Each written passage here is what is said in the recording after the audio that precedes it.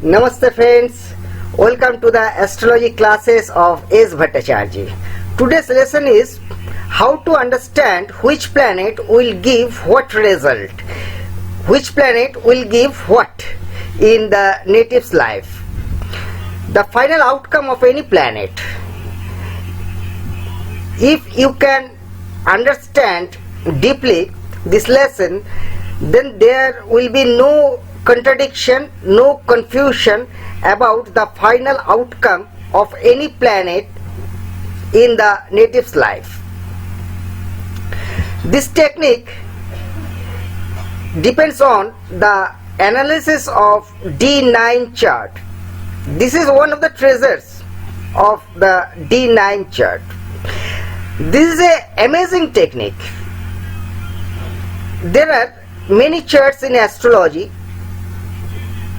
We know that if you go through the many charts in astrology of one native, then there will be a great confusion, great contradiction about the final outcome of any planet. If in D9 one planet is here, detained, the same planet is there. In D1, suppose that planet is in another sign, and suppose in another divisional chart the same planet is in a different place, then there will be a great confusion, great contradiction. Ultimately this planet will give what? So today's lesson is the ultimate technique. This is the final technique to understand which planet will give what result finally. So this is my request to you, that please take a brief note of each and every word, each and every sentence, and each and every points in this lesson, and take every screenshot for your better understanding and future use. Now I am coming into the lesson.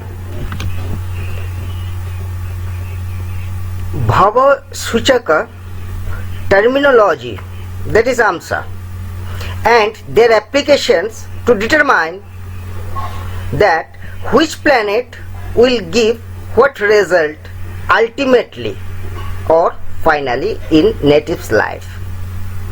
Now the question is, what is Amsha?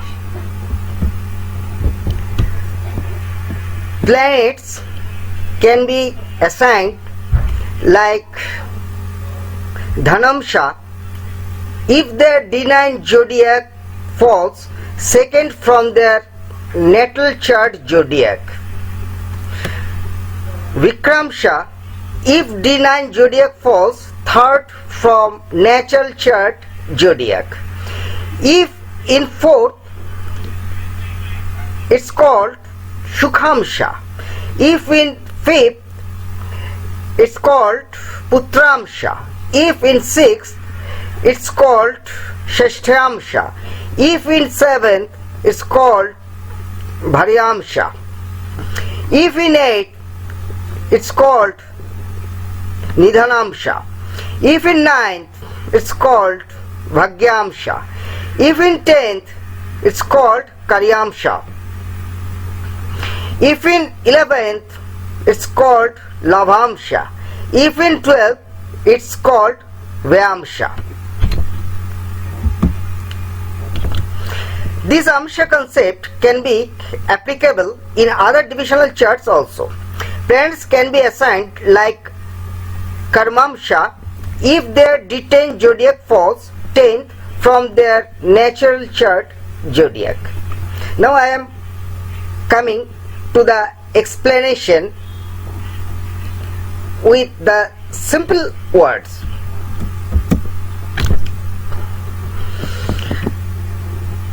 This type of planets gives the result as their karakas, signified houses in the natal chart and in D9 as name of the Amsha. Some scholars says that when the lord of house or any planet is posited in a Navamsha owned by the 8th house in Rashi chart, that planet is said to be in Nidhanamshas. If Cancer ascendant Lord Moon is posited in Aquarius Navamsha, then Moon is said to be Nidhanamshas.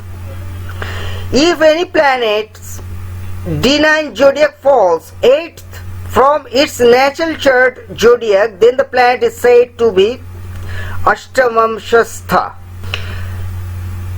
This is the gist in simple words. What I have understand from my research for last 21 years. This is the gist, what I have understand.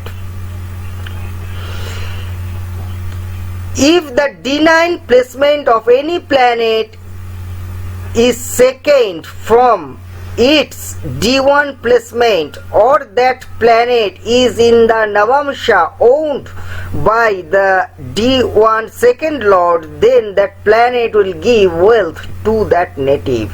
This is an example only. You can use this logic in each and every planet. This is an example, live example.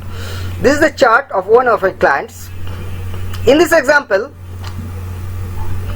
please follow my cursor. In this example, this is a Rashi chart and this is D9 chart. In D9 chart, Saturn is in Leo. In D1 chart, Saturn is in Cancer. Leo is the second house from Cancer. So Saturn is in second in D9. So it will give the wealth to the native. Please follow my cursor. In D9, Sun is in Cancer. In D1, Sun is in Leo. Cancer is 12th house from Leo. So the Sun is a very malefic planet for this native. And now let's check the final outcome of Moon in the native's life. This is the procedure to check. Please follow my cursor. In D9, Moon is in Scorpio. In D1, Moon is in Aries. Scorpio is the 8th house from Aries. So Moon is also a very malefic planet for this native. Sorry. So Moon and Sun both will destroy this native. Now let's check the Venus. Please follow my cursor. In D9, Venus is in Gemini. In D1, Venus is in Leo. Gemini is the 11th house from Leo. And in D9, please follow my cursor. In D9, Venus is in the Mercury Navamsha. In D1, Mercury is 7th lord. So Venus will give the significations which is related to Mercury and 11th house and 7th house. This is the way, this is the procedure to check the final outcome of any planet. This is the final and ultimate outcome. For checking the final outcome of any planet, if you want to know which planet will give what result in the native's life ultimately, then just follow this procedure. There is no need to perform any other procedure for this purpose only. Now let's check the Saturn's outcome.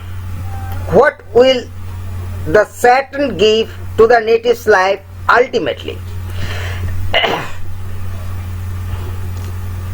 Please follow my cursor again.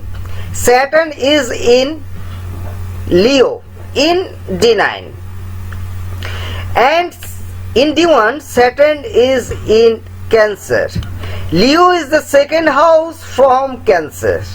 So Saturn will give the wealth to this native. And also watch that Saturn is in the Navamsha of Sun. What is Sun in D1? Sun is the 6th lord. So Saturn will give the diseases also related to the significations of Saturn, related to the character of Saturn. And this client is facing dangerous and acute gout or arthritis. So friends, please take a brief note each and every word or sentences which I have told to you, and make the screenshots for better understanding and for your practice, for your future practice. And watch this video as much as possible and practice it to many charts as much as possible. You can check each and every planet to determine that ultimately what is the final outcome from it. I just give some examples only, and I just introduced a ultimate technique and final technique to understand the final outcome of any planet in native's life. And this is a amazing and miraculous technique also, and please apply it to your chart and the charts of your family members also, and please let me know the results or about your experience. So friends, I told you earlier that my aim or target is to introduce the secret and hidden and the miraculous and amazing techniques which are kept in some selected families only. And day by day, episode by episode, I am introducing the selected and miraculous techniques. If you want to learn astrology, if you dedicated to astrology, and if you want to learn the creams of astrology which never have been introduced till now, then you have to follow my videos. And if there is any contradiction and if there is any problem to understand, please let me know, and I will make it clear to you all. So friends, keep watching my videos. So namaste and goodbye and tata for today.